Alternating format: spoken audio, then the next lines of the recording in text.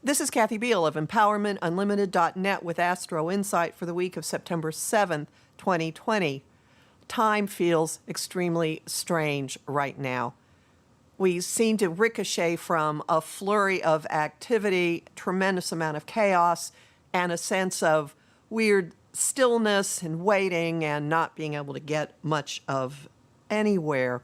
There's also an increasing sense of time travel, of stuff from the past that we thought maybe we dealt with, coming back again and back again and back again, and then sometimes grabbing us by the collar and sometimes kicking us in the butt or perhaps biting us there. This week, the planet Mars finally stations retrograde. Mars rules our action. I call him the cosmic first responder, also our action hero. He rules the masculine. It's how we push ourselves forward. He's in his home sign of Aries. He's in warrior mode, okay? God of war in the sign of impulsive, fiery Aries. And now he's marching backwards. Not an entirely comfortable way for him to be. And as he's doing this, he is gradually, but ever so noticeably, challenging all of the outer planets that have been ripping things up at the end of Capricorn. That will be more intense by the end of the month, and then in October he is going to trigger the Saturn-Pluto conjunction point from January. So essentially this isn't just a backwards retreat, it's one where he's flipping levers again and again and again, offering the opportunity for do-overs or tweaking or more to come out and more to be done. So, no, nothing is going to finish quickly right now. It's a long-term process. Also, a lot of frustration is inherent with this. People are going to cork off, pop off with seemingly the slightest provocation. That includes you. Know this is going on. Know we're in a marathon. Know that no single skirmish right now is going to settle anything, and that there are skirmishes aplenty going on. Fortunately, this week, there are a couple of ameliorating influences, and they both have to do with how we communicate and how we get along. Nice developments. Mercury, the planet of communication, rules into other-oriented Libra, the sign of collaboration and cooperation, and let's phrase things in nice, harmonious ways. There's a potential here for some conciliatory approaches, at least for a while. Later in the month, Mercury will also become hot-headed and corking off, but for right now, he's in, hey, can't we get along? Let's try to find a common ground approach. And as he does this, Venus, ruler of how we get along, what we value, our social interactions, moves into gregarious, generous Leo. Now, both of these shifts technically happened over the weekend, but we're going to be feeling them very strongly this week. And these two influences are in a companionable mode, and they will be presenting opportunities to actually interact in some way with people that you like, to do some things that are expressive, that are fun, where you can sort of show off and shine and actually be generous. And along with this, there is an increasing sense of, I want more, I want more, I want more. You might be hearing Peggy Lee's old song, Is That All There Is, in the background, and saying, nope, I want more, I want more. Isn't there a song from Willy Wonka?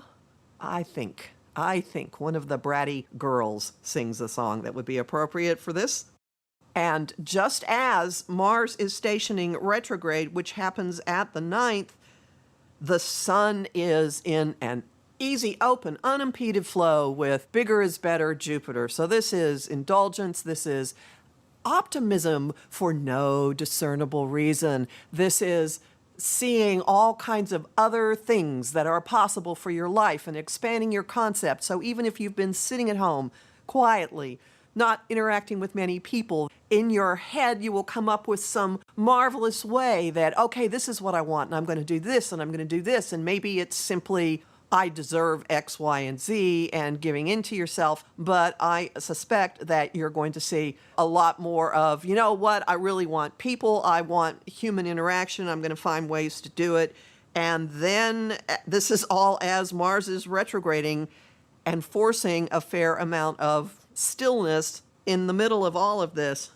The first major aspect that occurs right after Mars turns retrograde, perhaps already in the air as he is doing this, there's a big issue of what is real, what is illusory, what is a lie. The Sun is opposing Neptune, the lord of all of those foggy, otherworldly influences. I call him the keeper of the cosmic fog machine.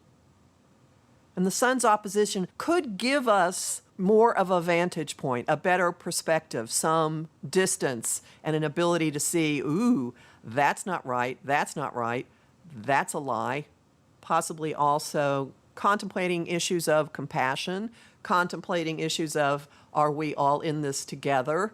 Possibly being a little more susceptible to the hooey as well. It's a very confusing thing, but a new way of looking at things is in the cards very quickly afterwards, because there is something, a flash, an insight, a piece of startling news, a development that shakes up how we're thinking, shakes up how we're looking at things, and requires an adjustment. And that is when Mercury, the planet that rules what goes in and out of our mouths, is in a quincunx or adjustment aspect to Uranus, his higher octave, the ruler of the genius mind, the advocate for alternate viewpoints, the agent of unforeseeable change.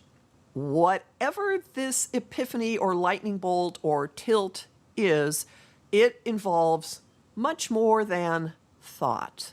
It is immediately applicable to what is happening here on terra firma. It immediately has something to do with tangible aspects of our life, which could be our money, our values in action, specific relationships that we're actually in. And as that is happening, which is exact on the 12th, the inexorable evolution of our structures lurches ahead as the first of the three planets involved in that turns direct. Big way of saying it, Jupiter turns direct on the 12th and slowly begins his reckoning again with Mars and his departure. These are his final days between now and the middle of December. His final days in Capricorn for 12 years. So this is his last chance in this cycle to amplify everything. Could bring tremendous optimism, could just bring a lot more of whatever is being stirred up. Homing thought of the week, be kind or leave. The song of the week, really, really old, from the Beatles' Sgt. Pepper's Lonely Hearts Club Band album, Fixing a Hole. And the image of the week is a drill boring deeper and deeper and deeper into the earth.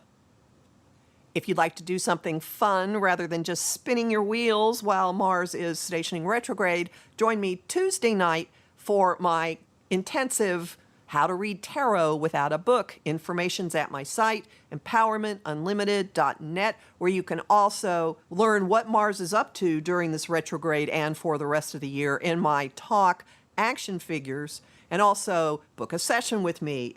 You'll find lively discussion on Facebook at Empowerment Unlimited and the group The Astro-Insight Lounge. Lots of bonus content at patreon.com/Kathy Biehl. And I'm really grateful to the people who are supporting my work there. You'll find a hodgepodge of stuff on Instagram at @KABiehl. And I'm on YouTube at The Professional Aquarian Channel. Talk to you next week.